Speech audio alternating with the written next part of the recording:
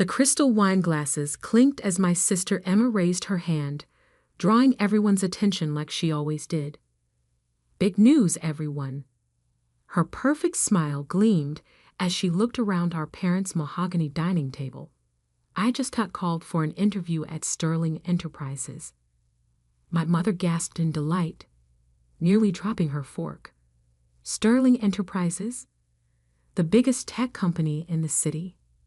"The very same," Emma preened, tossing her expertly highlighted hair. "Senior marketing director position. They reached out to me specifically." Of course they had. Everything came easily to Emma. Perfect grades without studying. Dream jobs without trying. A constant stream of success that our parents never tired of celebrating. I sat quietly, pushing my food around my plate, trying to become invisible. But in this family, I was never allowed to fade into the background for long. Not when they needed someone to compare Emma to. "Isn't that wonderful?" my mother gushed. "Now that's a real career path." She turned to me, her smile turning sharp. "You should ask Emma for advice, Sarah.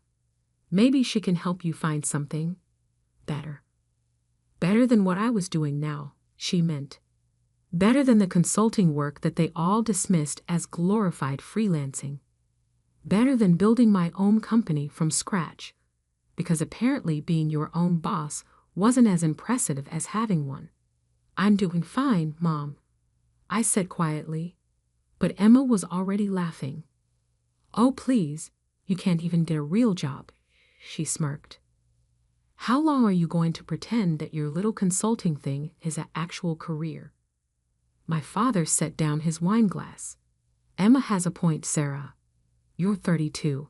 It's time to get serious about your future."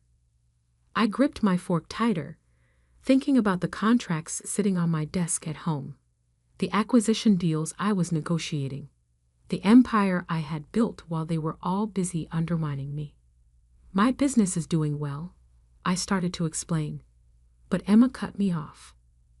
"Business? Please. You work from your apartment and barely make enough to pay rent. Meanwhile, I'm about to be a senior director at Sterling." She turned to our parents. "Did I mention the salary? Base pay is $250,000 plus bonuses." My mother nearly swooned. My father beamed with pride. I thought about my company's latest quarterly earnings report and had to suppress a laugh. "When's the interview?" I asked, keeping my voice neutral. "Monday morning," Emma replied smugly. "Not that it matters. The position is practically mine already. The CEO specifically requested to interview me personally." I bet they did, I thought, remembering the stack of resumes on my desk. Among them, Emma's application, forwarded to me by HR with a note. Another entitled candidate with an inflated ego. "Your call, boss." "Well, good luck," I said, standing up. "I should get going. Early meeting tomorrow." Emma snickered. "What? Did someone finally agree to buy something from you?" "Sarah," my mother sighed. "When are you going to stop this ridiculous independent phase? Your father could have gotten you a proper position years ago." I thought about the nameplate on my office door, the one that reads Sarah Mitchell, CEO, Sterling Enterprises, the one Emma would see tomorrow morning. "You're right, Mom," I said, gathering my things. Maybe it is time for a change. They probably thought I was finally admitting defeat. They had no idea what was coming. As I drove home to my penthouse apartment, not that they knew I could afford one, I thought about how we got here. How their constant dismissal had driven me to build something bigger than they could imagine. It started 10 years ago when I graduated with my MBA. Emma was the star of the family then too, climbing the corporate ladder with her natural talent, while I quietly studied market trends and business strategies. When I told them I was starting my own consulting firm, they laughed. When I landed my first major client, They dismissed it as luck. When I started buying up struggling companies and turning them around, they didn't even notice. 5 years ago, I made my biggest move yet, acquiring Sterling Enterprises through a complex series of shell companies and investment firms. The previous CEO was ready to retire, and I had spent years preparing for this moment. I changed my professional name to Sarah Mitchell, my mother's maiden name, knowing my family never paid enough attention to business news to make the connection. I rebuilt Sterling from the ground up, transforming it into the tech giant it is today. And through it all, my family remained blissfully unaware, too busy praising Emma's minor achievements to notice that their unsuccessful daughter was now one of the most powerful CEOs in the city.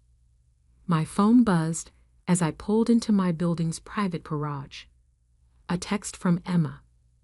"You should really come to the Sterling building sometime. See what a real company looks like. I'll give you a tour after I get the job."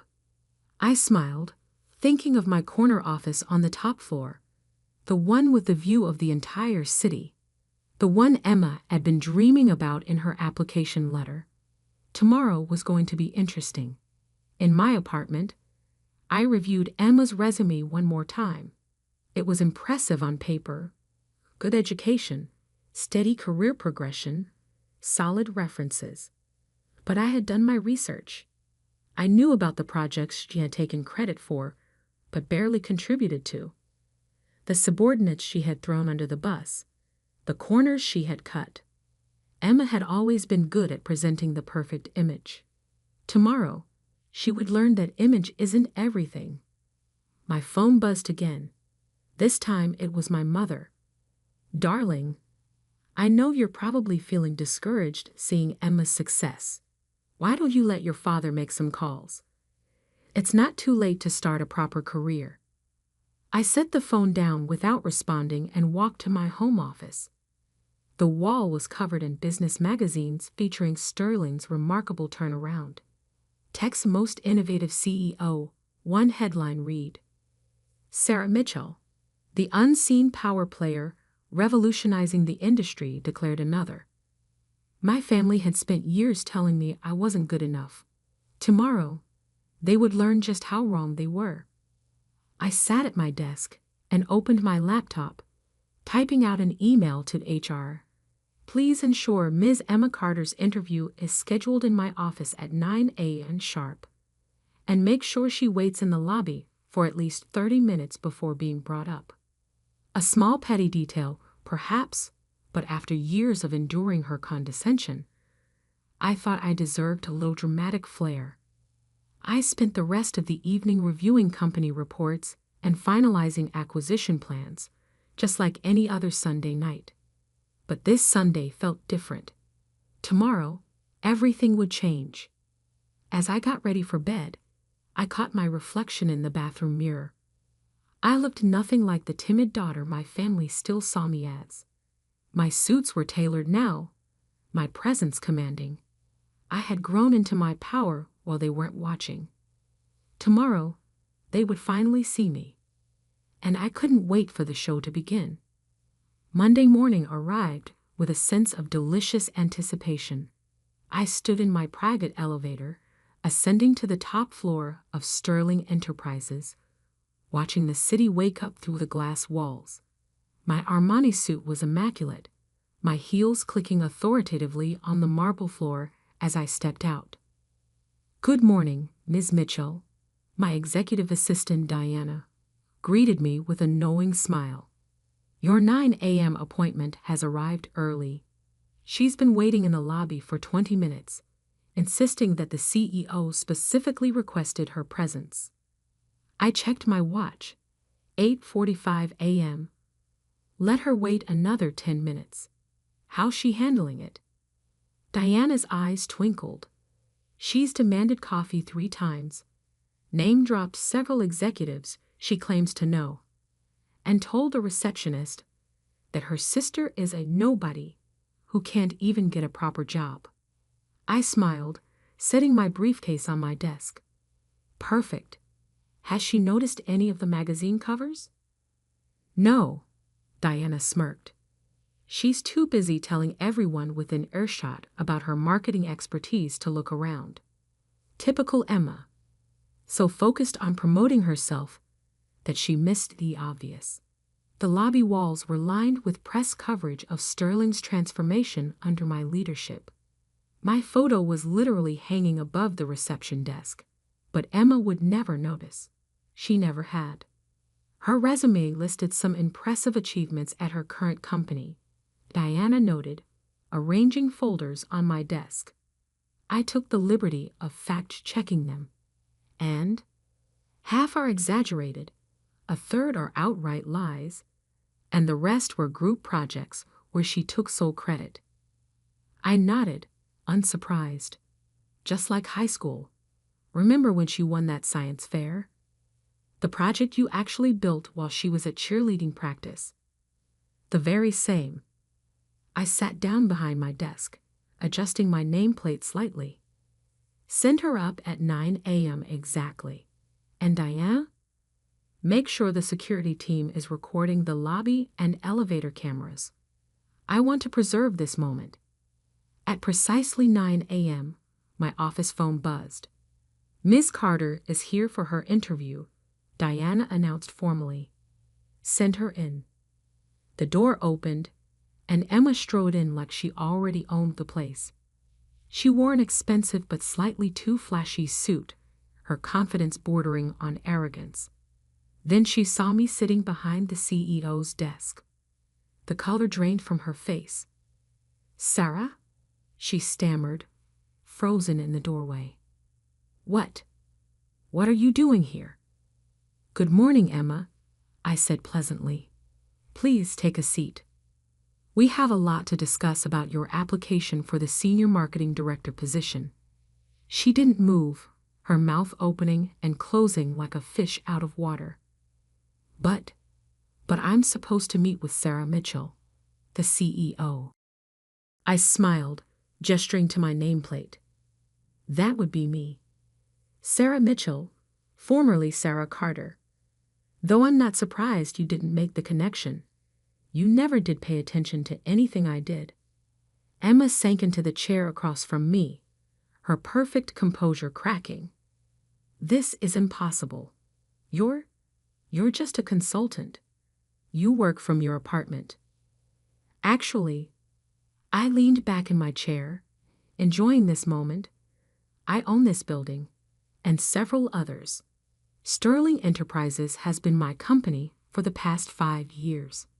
I pulled out her resume. Now, shall we discuss your application? I have some questions about these achievements you've listed. You can't be serious, Emma whispered, her voice shaking. You can't be the CEO. You're nobody.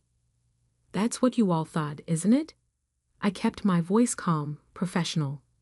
Poor Sarah can't even get a real job. Just a nobody working from her apartment.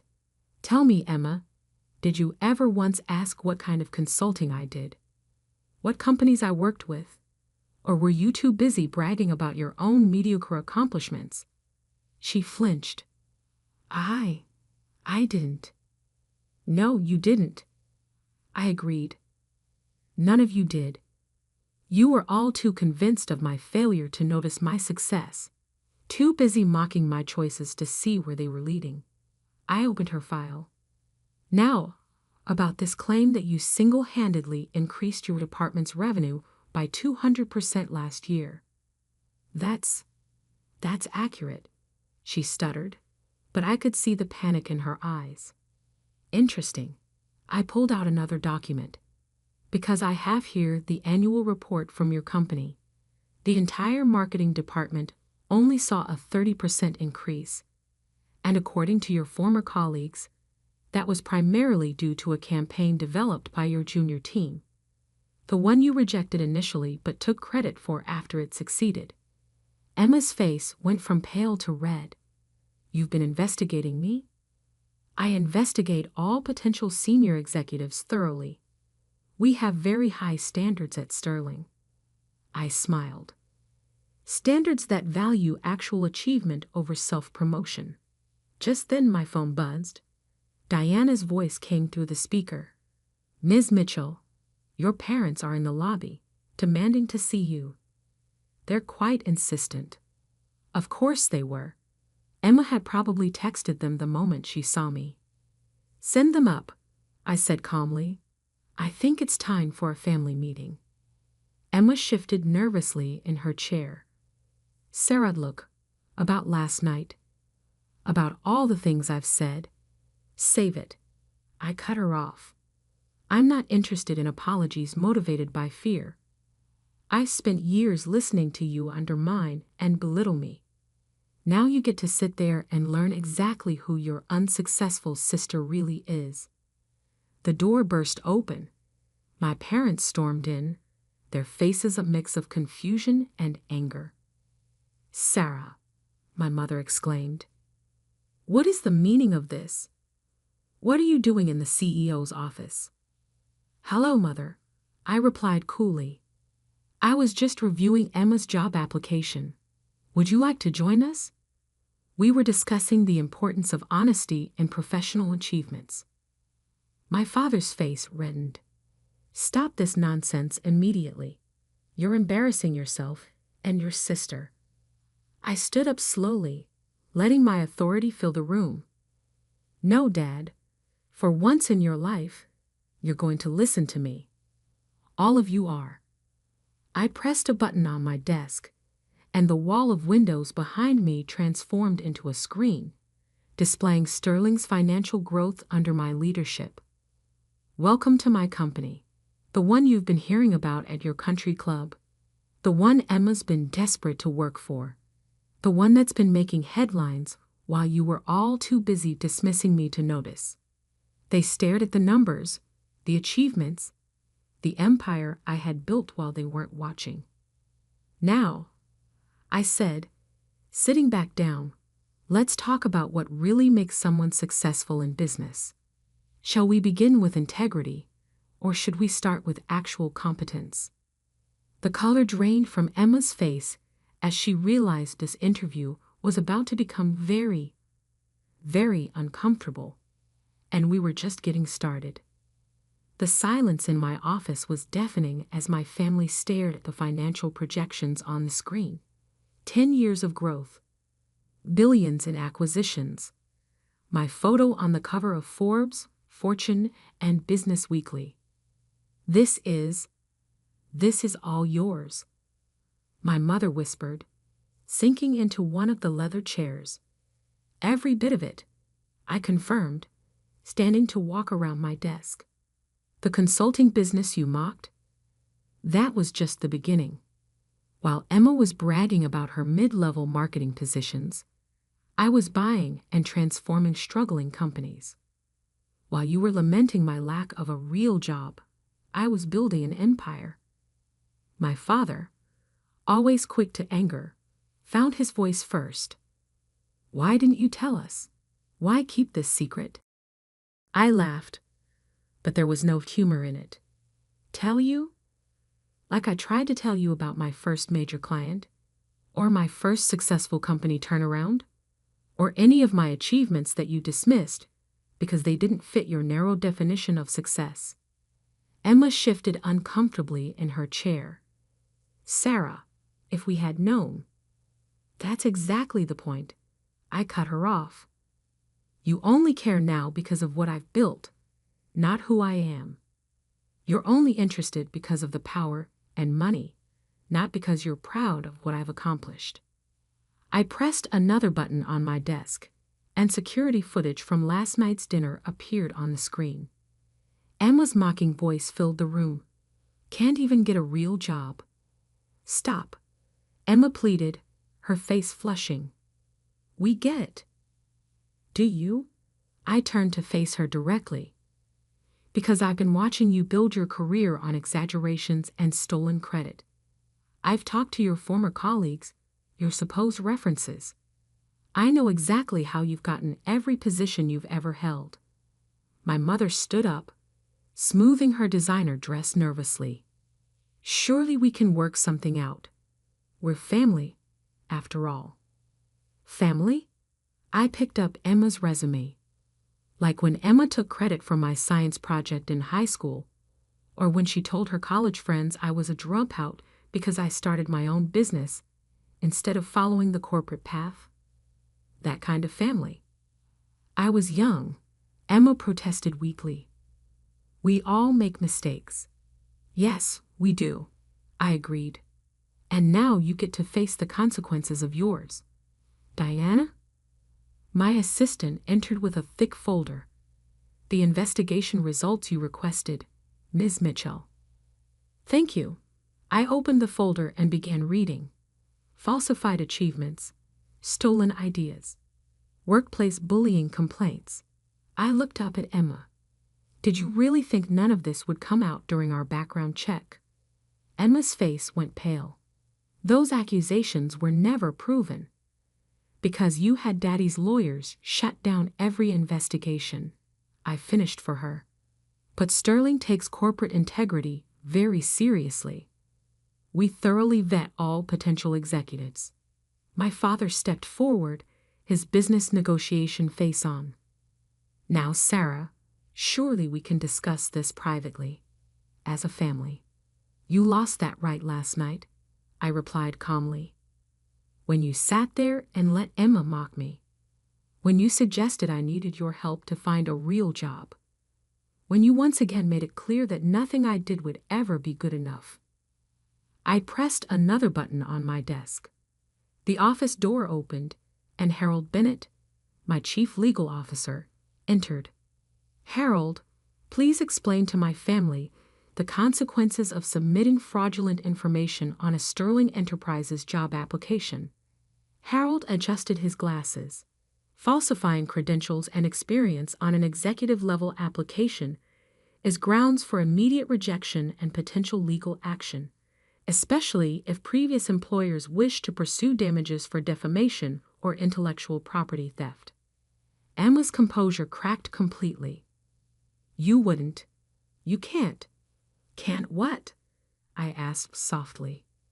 Protect my company from someone with a proven history of dishonesty? Enforce our ethical standards? Or are you suggesting I should give you special treatment because we're family? Sarah, please, my mother begged. Think about what this would do to our reputation. Like you thought about mine. All those years of snide comments and dismissive attitudes. I shook my head. No, Mother. Emma's application is rejected. Furthermore, I'm forwarding our findings to her current employer. They should know exactly who they're trusting with their corporate image. Emma burst into tears, but they weren't the calculated sobs she usually used to get her way. These were real, the tears of someone finally facing consequences. As for you two, I turned to my parents. I suggest you take a long, hard look at how you've treated both your daughters. One you praised endlessly despite her dishonesty. The other you dismissed despite her integrity and success. My father's face darkened. You're enjoying this, aren't you? Humiliating your family? No, Dad. I'm not enjoying this at all. I'm doing what you should have done years ago, holding people accountable for their actions. I walked to the window, looking out at the city I now partly owned. You know what the worst part is?